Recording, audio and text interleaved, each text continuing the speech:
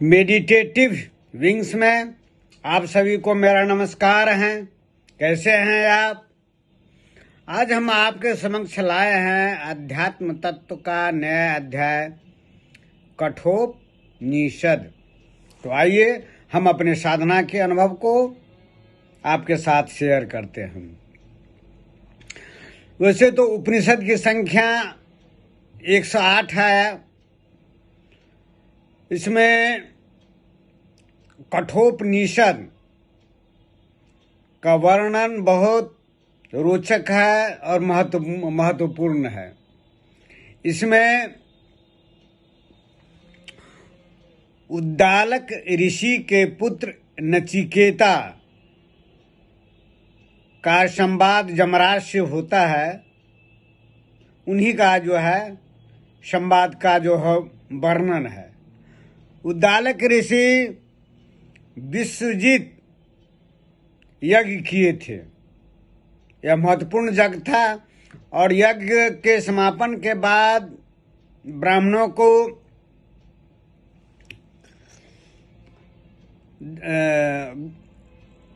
गाय दान दे रहे थे। उस समय में वैदिक काल में गोधन ही हुआ करता था, तो दान दे रहे थे। उसमें बूढ़ी गाय भी थी जो दूध नहीं भी दे रही थी, वो भी दे रही थी।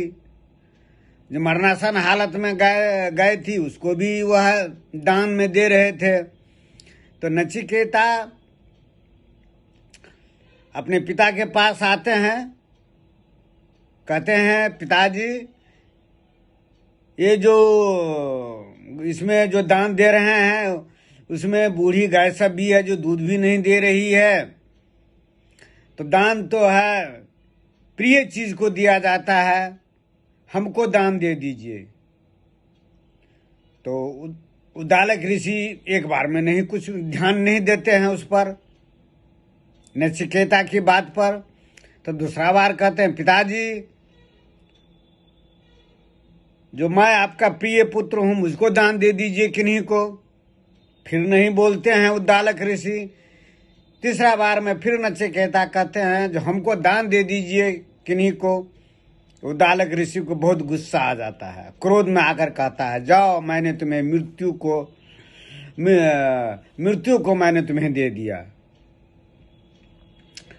तो नचिकेता अपने पिता का आदेश मान करके चल पड़े यमराज के पास, जो मृत्यु के देवता है। गए वहां पर तो यमराज जी नहीं थे, निकले हुए थे कहीं। 3 दिन तक प्रतीक्षा करते रहे। जब चौथे दिन आते हैं तब जो देखते हैं दरवाजे पर जो है एक बालक जो है भूखे प्यासे जो है बैठा हुआ है। तो उस पर करुणा आ गई, दया आ गई यमराज को, और कहा जो तुम 3 दिन तक बिना अन्न पानी का तो यहाँ पर तुम जो है यहाँ पर मेरे दरवाजे पर बैठे रहे, 3 बार मांगो। तो एक बार में मांगते हैं नचिकेता जो मैं जाऊं पिताजी के पास, तो पिताजी जो है का क्रोध शांत हो जाए, वो पहले की तरह मिले। और दूसरा दान में कहते हैं, दूसरा वरदान में तो दान में जो दिए हैं जो है उसका भी उसको जो है जो दान में बूढ़ी गाय वगैरह दे दिए हैं जो दूध नहीं दे रही थी, तो उसका भी उसे पाप नहीं लगे। अंत में तीसरा वरदान में कहते हैं, कहा जो तीसरा वरदान मांगो। तीसरा वरदान में कहते हैं जो मुझे आत्म तत्व ब्रह्म विद्या का ज्ञान दीजिए। तो यमराज मृत्यु के देवता चौंक गए, ये अबोध बालक आत्म विद्या ब्रह्म विद्या के बारे में ये पूछ रहा है। तो उसको बहुत प्रलोभन दिया, तुम अपना 100 वर्ष का आयु मांग लो, धन दौलत, पत्नी, बढ़िया पत्नी, सुंदर पत्नी, सब चीज को मांग लो, लेकिन इस चीज को नहीं मांगो यह आत्मविद्या ब्रह्म विद्या तो देवताओं का भी नसीब नहीं है, देवता भी नहीं जान पाए हैं इसको, आत्मविद्या ब्रह्म विद्या का। तो नचिकेता कहते हैं नहीं, हमको जो आयु नहीं चाहिए 100 वर्ष का, मुझे धन दौलत वगैरह कुछ नहीं चाहिए, मुझे ब्रह्म विद्या दीजिए, आत्मविद्या दीजिए। तो यमराज नचिकेता को आत्मविद्या ब्रह्म विद्या का ज्ञान देते हैं। तो मेरा हर एक वीडियो देखिए, मैंने हर एक वीडियो में मैंने जो आपसे जो अपने साधना के अनुभव को जो बताया है, उसी में यमराज ने नचिकेता को बताया आत्मा के बारे में। यह आत्मा अति सूक्ष्म है, निर्लिप्त है, प्रकाश पुंज के समान वह हृदय में स्थित है। वह अंदर भी है और बाहर भी है, नित्य है, सनातन है, सर्वव्यापी है। तो और इसको पा करके, इसको उपलब्ध हो करके आदमी सरल शांत हो जाते हैं, सरल भाव हो जाते हैं, और जो है शांत स्वरूप में स्थित हो जाते हैं।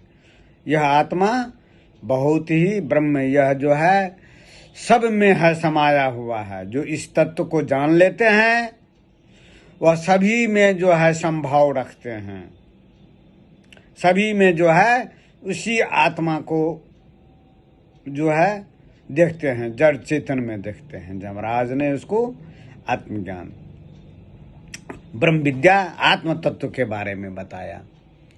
तो यह जो है कठोपनिषद में जो यमराज और नचिकेता का जो है आपका संवाद, वह आत्म तत्व ब्रह्म विद्या से संबंधित है। और इसको वेद उपनिषद क्या है आपका, मैंने शुरू में ही बताया है, उपनिषद मात्र एक इशारा करता है, आपको बताता है। जो उपनिषद में जो नचिकेता का और यमराज का जो संवाद हुआ, उससे तो आत्म तत्व के बारे में जो है अनुभूति नहीं हो पाएगी। आत्म तत्व इतना सूक्ष्म है, अति सूक्ष्म है, अडोल है, निष्कंप है, बिना साधना से उसकी अनुभूति नहीं हो सकती है।